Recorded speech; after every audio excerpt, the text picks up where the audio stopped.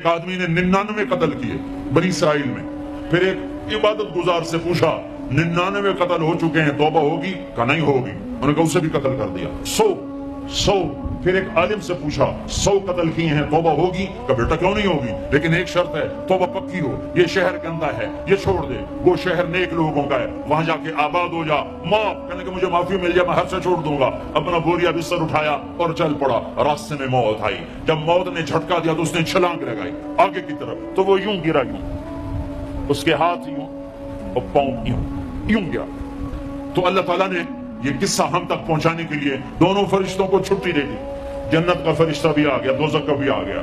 دوزخ کا فرشتہ کہنے لگا ہمارا مجرم ہم لے جائیں گے، جنت کا فرشتہ ہمارا مہمان ہم لے جائیں گے، جہنم کا فرشتہ توبہ نہیں کی ہمارا مجرم ہم لے جائیں گے، جنت کا فرشتہ ہمارا مہمان توبہ کر چکا ہے، گھر سے نکل پڑا ہے، ہم لے